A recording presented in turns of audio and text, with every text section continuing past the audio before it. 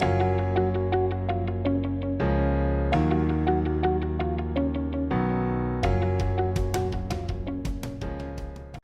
everyone, and a very warm welcome to another edition of the Vet Method podcast. My name is Sanjay Mangabai, and I'm based in the historic cathedral city of Salisbury in the southwest of England.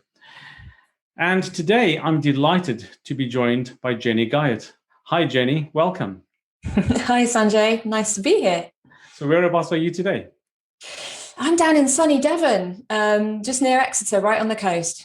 Okay, so not too far away from me. I'm not too far away at all, no. Yeah, but I think you have much better weather than we do over here. It's very hot today. It's about 24 degrees in here, so yeah. Okay, so a little bit about Jenny. She is a personal transformation and career coach who is passionate about helping vet professionals reclaim their identity and figure out what they want from their lives. And the title of the podcast is Helping Veterinary Professionals to Evolve, Align, and Design Their Lives and Careers. And we're going to talk about that for the next few minutes. Okay, Jenny, let's start with question number one. Mm-hmm. Who is your ideal client? So my ideal client is veterinary and other vocational professionals, but within the veterinary sphere, veterinary professionals who are not sure whether they can create the life that they want from the way that they're currently kind of vetting or working, but they really don't know where to start that journey. And so I suppose I pick up a lot of them at maybe 5 to 10 years post-grad. So they've been vetting a while. And for a few of them, they've yet to have a really good experience. Or there's somewhere they kind of weren't really sure from fourth year in vet school, but they're just on this pathway. But they just really don't know where to start. So it's that they're often thinking, right, do I stay, go, or diversify? Also, I do work with some people later in their veterinary career where they're maybe coming towards okay, so what's next? I guess retirement, but wanting to keep having a function and a purpose and just knowing how to navigate that kind of exit stage. Also, some practice owners or clinical directors, those kind of in leadership and management positions in practices, but less about the practice management side of stuff, more about usually trying to find balance between that leadership role and their private life. And then finally, I do work with veterinary professionals where they have an idea, so either a business idea or a diversification idea, but they just don't know how to get started with it, whether it's the right thing, what they need to do about it. So that's kind of, I suppose, a few ideal clients, but you get the picture. Yeah, no, absolutely. So what I'm getting from that is people who possibly have had a change in circumstances or are conflicted even about what they're doing, maybe being a vet even, and probably people who recognize that they need something to change and help changing that. Yeah, absolutely. Fantastic, perfect. That leads us nicely on to question number 2. What's the biggest problem your clients face and how do you solve it? Yeah, sure. So the biggest problem that is something I've kind of named the vet identity takeover, because I think that identity piece of being a vet is such a strong one, right? Most of us, I don't know about yourself, Sanjay, I was about 5 when I first thought I wanted to be a vet. And, most of us chose our profession when we were young adults, at least. So kind of before you've even really formed your own identity. And then because it is this big vocational role, it can just take over a little bit. And we start living and making decisions based on what the profession needs us to be, what we see our colleagues doing, what's expected of us. And when that happens for a long enough time, we can be living quite out of alignment with who we truly are, but just feeling, just getting not, I think again, if you are sort of under the vet identity takeover, you can start to forget who you are underneath there. So quite often when I first speak to people, I don't ask people, right, so what do you want? Because often they don't know. They're like, I know I don't want this. I know I don't want to feel the way I'm feeling now, but I don't know what I want because we've been what the profession has needed us to be. And so this is hence this kind of like evolve, align, design piece, because the first stage is people realizing they need some sort of evolution. Mm-hmm. So that's not definitely, I would say 50% of my clients want to remain being vets. Maybe 50% would like to think about something different, but they're realizing that they need to evolve the way they're doing it so that it's more in alignment with who they are. And what I mean by the alignment piece is living congruently with your values, your, what you as an individual need emotionally, mentally, physically, spiritually to be happy. And also your hardwiring, just we're all hardwired slightly differently. And the more we can line up with that, then the more in flow we will be. Absolutely. And so it's that alignment piece. And then it's lots of the people that I speak to, because veterinary is also so vocational, they really haven't got a clue what an altered version of that could look like, or let alone what anything else could be.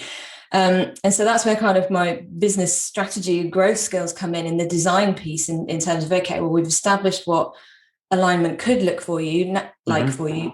Now let's go and design that. What do you need to do? What actions do you need to take? So it's quite a journey to go on. And it's something that most of us haven't had to think like that as vets. It's a very linear pathway. We know what GCSEs, if you're in the UK, you have to take what A-levels. There's a growing number of vet schools, aren't there? But there's certainly a limited number of veterinary schools that you can choose from. And then there's sort of like, okay, well, vet, assistant vet, practice owner, there's sort of a few core roles, if you like, but that's it. So it's a very kind of linear prescribed pathway. And so we've never really had to think if you need to reinvent yourself, but most vets I speak to haven't got those skills yet. But they're quick learners and they can pick it up really quickly. So it's a very enjoyable process to go through with someone. Absolutely. So there's a lot to unpack in there, Jenny. But what I'm hearing is, is that perhaps there's a mismatch of expectations and reality. When you first wanted to become a vet, then you became a vet, followed a very defined path, and then finding that it might not be all that you expected. And also, you talked about having clarity for a future or for the path that you want to take from now. I think you said evolve and then in line. Yeah. And that's so important. I wish I'd spoken to you early in my career because, and you're right, you have this train track system. You're on the system of GCSEs, A-levels, become a vet, and you just follow the process. And then you get into it and then you find it's not what you thought it was all going to be about, and now you don't know what to do about it. So that's really helpful, Jenny. Thank you. Okay, so question number 3. What are the typical symptoms that people experience with that problem? Their pain points. Yeah, exactly. Feeling trapped is a big one. So feeling trapped and sometimes powerless as well. So it's so vocational. You're kind of living the dream, often the dream of your family. So often there's been everyone kind of dreams about being a vet. We speak to people like, oh, I'd have loved to have been a vet, but I didn't do this, that, or the other. So you have that expectation of you've achieved this dream job, but if it's not in alignment, or the way it's happening right now isn't in alignment, then that tends to go internally. We think, what's wrong with me? Because they look like they're enjoying it, and it has nothing to do with competency. We can be highly competent at being a vet and be feeling out of alignment. But a lot of times people don't know what to do with that, because they think, right, well, I can do a splenic torsion removal, but what use is that skill in anything else? So they can be feelings, or also massive feelings of guilt of, this is more for people where they're maybe starting to think about diversifying in some way. Feelings of, well, I've done all that training and there's all that knowledge, and won't it be a waste? It's not, by the way. But yeah, so quite a lot of sort of feeling trapped because it's such a vocational career. And then the kind of that guilt and expectation, the kind of should, as in, again, often parents and friends and family members don't really understand. They're kind of like, wow, you're a vet, that must be amazing. And of course it is amazing. And there's part of the reason that we have such a retention problem within the profession at the moment is because there's parts of the way in which we're working that are really not working. This is probably a topic for a different version of the podcast, but with the increased feminization and need for part-time working and people not getting lunch breaks, all that stuff. So but people external to the vet profession don't understand that, so there can be that pressure of expectation. And then other symptoms, usually it's things like mental and physical health problems. So people kind of repeatedly getting towards burnout. Very frequently when I start working with clients, they're just coming back from having had 4 weeks off with stress or depression, or they've been kind of slightly broken by what's going on for them, and they're realizing that it's almost like the pain of what their body and their brain is starting to tell them then overrides those feelings where they've been kind of not feeling right, but really kind of going, I don't know what to do about that, so I'm just going to ignore it and keep working really hard. And then our body and our minds will go and if we ignore it, it'll tend to kind of punch you in the face. So we don't want people waiting for that length of time. Lack of life balance is another one. One of the things I ask people to score out of 10 before they speak to me for the first time is, what's your level of life balance? Having the time and energy to spend doing all of the things in your life, not just your income generating role. That's often at a 3 or a 4 when I first start talking to people. So that can be another sign. And then it's the fears. So the fears, people know they need to make a change, but then the fears kick in. So fear of not knowing how to start the process, big fear of change, fear of failure. I've achieved this career and it's not making me happy, or this job role. What if I try something else and that doesn't make me happy? Or what if I'm not good at it? Or what if I don't like it? A lot of those types of doubt. And then a fear of drop in income. So a lot of time when people are thinking about either making a change to the way they're currently vetting or possibly diversifying, there can be a bit of a limiting belief of, I'll be right down at the bottom of the ladder, I'll take a massive drop in income, and I can't do that because I have a family, kids, mortgage, whatever. That's also not true, but it's a fear that people have that again links back to the first sign really of just feeling trapped. So they tend to be the most common things that I see. Wow. Yeah. And I've personally been through quite a lot of those feelings, some of those symptoms, feelings of, I think you mentioned low self-esteem. And then there's confusion about what's going wrong. I followed all the right path, etc. And not knowing what to do about it, some disillusionment, I would imagine. Then there's uncertainty if you're going to change direction, about success in the future. You've been successful up to this point, became a vet, got a job working as a vet. And then it can be daunting to think, well, just like you say, am I going to make enough money? Is the next job going to be okay? And how do I do that? How do I get, transition or pivot from one job role, even within the profession, to another? So, that's there's a lot in there. And maybe we should identify, not wait for the burnout symptoms that you talked about, get some help before then. I found that actually, my career is not my life. I think you mentioned work-life balance in there somewhere. My career is not my life, and if I focus only on my career, then what happens to my relationships and my finances and my health? I don't think vets are the healthiest people. No, but we can feel guilty because guilty for almost wanting more. So that can be another thing in terms of like, I've got this amazing job, and but is it okay to want to enjoy it as well? Is it okay to want to have time to do other things? Like, I'm not sure if I'm allowed to want those things, because maybe I should just be grateful that I'm a vet. And people kind of thinking, well, maybe this is just the way it has to be. And often, as I say, I'll pick people up when they're on their 3rd or 4th practice after graduating, and they've yet to experience what it's like working in a practice with good leadership and management. And sometimes that's all they need. They just need to go get into a practice where the leadership and management is really good. And then suddenly they're enjoying vetting. And that could be a really different experience. But if they've never experienced that, either on their EMS placements or in their first 2 or 3 jobs, or they've had, quite often placements where they haven't had support, and then they've been scared by the out hours and stuff like that. And then actually all they need is to find the right place for them to do their vetting. And then that can be completely different. Fantastic. That's really helpful, Jenny. Moving on to question number 4. What are the common mistakes that people make when trying to solve the symptoms? The things they thought might work, the things they try but fail. Yeah, there's probably 3 that I see most frequently. And the first is this kind of like, I just want to find the thing that I'm supposed to do next. And I just want to do that in one maneuver. And I need to know what that one thing is. Okay. So it's kind of like, I don't want what's happening right now. So what's this one thing that's going to fix it? And then all of that expectation to kind of sort my career out or find balance or become happy is then resting on this one thing. Yeah.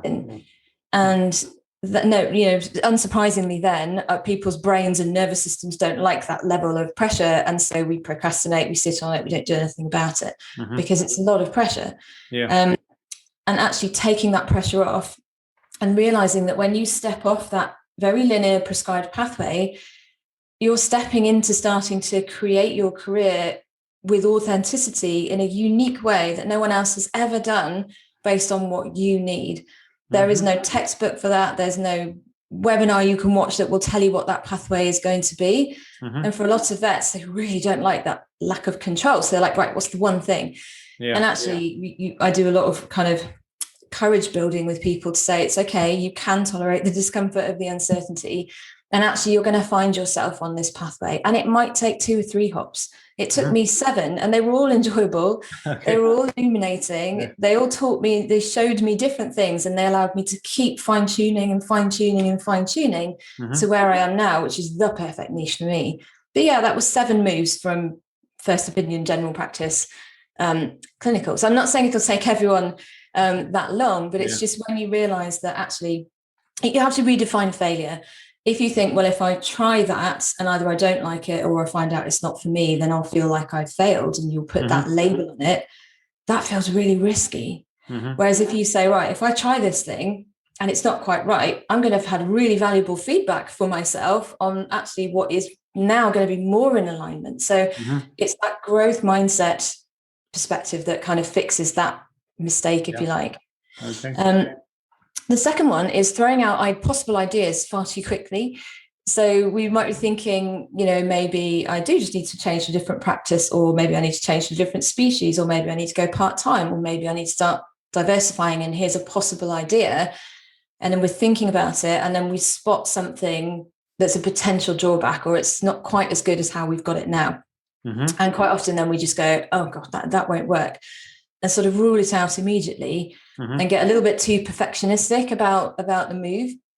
And especially in the exploratory phase, we need to be kind of being in more brainstorming mode. So anything that catches your eye, like any conversation, any job title, anything at all that you're looking at, even if it ends up not being suitable, you were drawn to it for some reason. Why is that? What is it that pulled you towards it?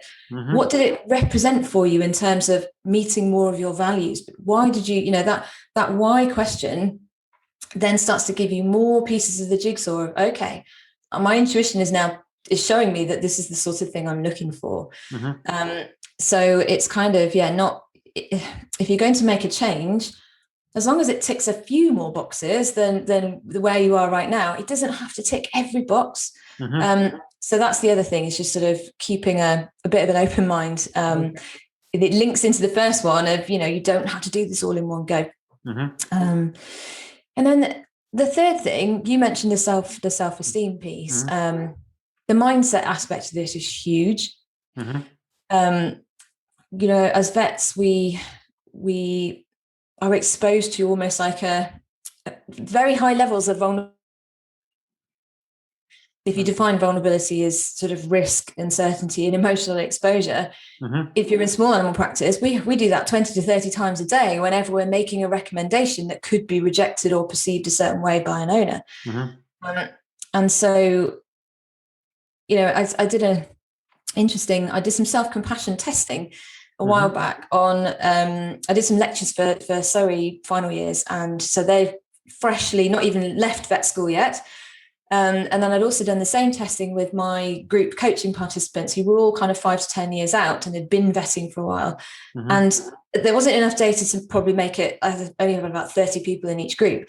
But the difference in the level of self-compassion and kind of self-esteem was really noticeable. Wow. And so I was just asking that question of what is it? What's happened in that 5 years that has taken that self-doubt and self-confidence down? And, we know what a lot of that can be. So again, making changes, starting to be more authentic, it requires boundary setting, tolerating uncertainty. That's really hard to do if your self-confidence is in your boots, if you feel like you're not worthy, if you feel like you're not good enough, if you feel like, who am I to think about doing this? Like those mindset monkeys can keep. So it's kind of, don't let those keep you trapped. You would work on your mindset as well with this. Okay. Yeah, really important things. Again,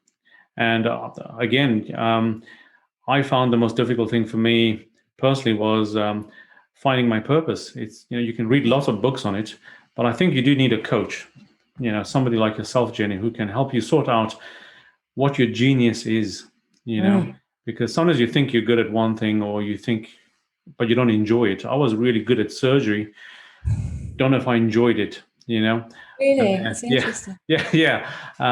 But you said some really important things, and not focusing on just the one thing, and that, it is about having maybe a list of things, but someone needs to help you narrow that list down to what's really important for you. I think Simon Sinek said, start with why.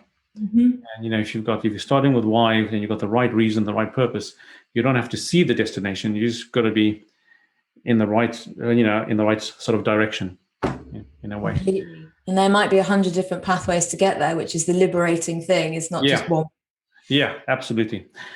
Okay, fantastic. Okay, question number 5. What is one valuable free action that someone listening to this can implement that will help solve that problem? You just answered this, Sanjay, actually. So the one free action I would say is don't wait. Don't just sit there and wait for this to get better. If you're feeling out of it, because it won't. If you're feeling out of alignment, then get some help and support. There are a lot of us coaches in the veterinary space who understand the unique challenges that we have as vets and veterinary professionals. And it's really, you can coach yourself, but it's hard because we don't see our blind spots, and it's hard to hold ourselves accountable, or, quite often I find people just need a protected, empathic space while they figure it out. The beautiful thing about coaching is the coach doesn't have the answers. They can never have the answers. They just hold the space skillfully so that person can, together, actually, between you, coach and coachee, it's a very co-creative process where between you both go into the unknown. Like neither the coach or the coachee really know what's going to happen if you're brave enough to go into it like that. And then some insights come out that probably neither of you were expecting. But also having just someone who isn't a friend, a family member, who's not emotionally invested in your journey in that way. So I kind of was out of alignment for 7 years as a clinical practicing vet, and I didn't do anything about it, partly because I didn't realize there was anything I could do about it. And I was embarrassed. I thought the problem was me. And then as soon as I got help, the answers didn't come immediately, actually, but because I got the help, I sort of knew more what I was looking for, as you said. And so I could hold that in mind. And then I started to actually see more opportunities where before I thought there were none. So basically just don't wait. If you're feeling out of alignment, it probably isn't going to shift, and get some help and support. So basically, recognize that you need help. Have the courage to recognize that you need that something needs to change, and there is the help and support available. Find the right coach, the right mentor to help you through that. You don't have to do it on your own, basically. No. Okay. It's much faster and more enjoyable when you work with someone. Yeah, absolutely. Someone to hold you accountable. Fantastic. So question number 6, what is one valuable free resource that you can direct people to that will further help with that problem? So one resource is actually kind of, I have a page on my website that's called Freebies. And as you'll see at the beginning, there's sort of my ideal clients, there's there's different aspects. So people need different things depending on what stage of their journey that they're at. So there's actually 3 things on there that people can pick and choose from. So one is just a short video series helping you to sort of tune into whether your challenge that you're feeling is applicable to coaching and how that might be worked on. And also just kind of what happens in the coaching process, because not everyone, so they don't know. And also what happens in those exploration calls, because I never phoned a coach for ages because I was like, they're just going to try and flog me something really expensive. And I was too nervous to reach out. And actually, I want people to feel like that, because as you said, it's about finding the right person. And I will always say to people, you need to speak to 2 or 3 different potential people so you can see who you resonate with the most. And a good coach or mentor should never be trying to push you into work with them. It should be a natural, organic process where both of you go, we need to work together. That's the sort of feeling that you want. Also on there is, you asked about the kind of common mistakes. So there's a masterclass training on there that goes into those 3 points in more detail, with sort of more of the solutions to help people so that they're not trapped behind those roadblocks. And then for those who just feel like they actually just need a confidence boost, then I have another masterclass on there that is around understanding your limiting beliefs and how you can start to get past them. So anyone is more than happy to use any of those resources on that page. Wow, that sounds really valuable, Jenny. And people can find that on your website, which is vetharmony.co.uk, and then /freebies, and they can go straight to those resources. And we'll have a link on that attached to the podcast. And finally, question number 7. What's the one question, Jenny, that I should have asked you that I didn't? Oh my goodness. That's a really good question. It's caught me on the hop, because I had kind of what's a free tip. So now I'm like, okay, what's the one question you should have asked me?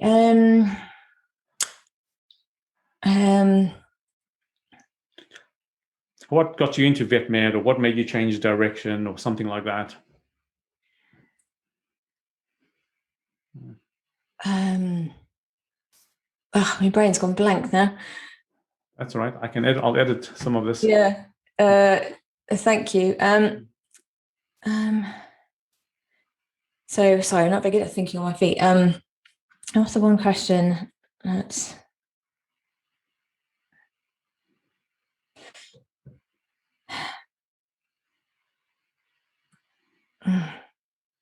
I should have given you some warning. It's the hardest question. It's meant to be.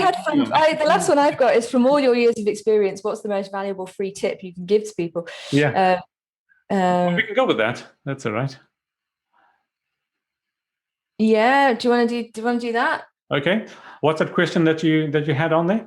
I can repeat it. From all your years of experience, what's the most valuable free tip that you can give people? Okay. And finally, Jenny, question number 7. From all your years of experience, what's one valuable free tip that you can give to listeners? Yeah. So if the free tip is that, as I said, quite often people know what they don't want, but they don't know what they do want. But actually you can use that in a really, really clever way to start to build that picture of actually the elements of what you do want are. So a good tip, if you literally don't know where to start, is to think back over your current role, your previous roles, right back as far as uni, really. Yeah. And try and sort of think of the things that you've least enjoyed, or that have been most stressful, or sort of the most negative impact on you, and make a list of those. You kind of want about 10, but ranked in order of the worst thing. And then if you just do a 180 pivot of those and think, okay, well, what's the opposite of that? Then you can build up a list of ranked from 1 to 10 of the top most desired elements that the ideal role for you would be more likely to have. And that can take about 15 minutes, and it can be quite illuminating, because you can then check for alignment and say, right, well, with my current position, how many of my top 10 am I getting to experience right now? It's only taking like 3 or 4 on the list. Maybe it's time to think about making a change. So that would be the tip, really, is if you don't know where to start with what you don't want, and then flip that to start to get an idea. Oh, that's so important, because I think most vets, myself, I think I was the worst offender. I knew what I didn't want, But I needed someone like you to help me say, well, what, because I didn't know what I wanted, and I didn't know how to translate what I didn't want into something that I really wanted. Most of my employees, I think, over the years, when we have appraisals and things, they can tell you what they don't like about the job, but it's very difficult for them to say, well, okay, how do I change that? What do you want? And then it kind of stumps a lot of people. So thank you. That's a really good tip. Oh, you're welcome. Thank you so much, Jenny, for such an interesting conversation. You gave us some really helpful insights about how to evolve, align, and design your life and career. You talked about kind of ditching perfect and finding some clarity, and maybe discovering your true purpose and creating some harmony between your vet and your home life. I'm sure our listeners will take away some really valuable insights.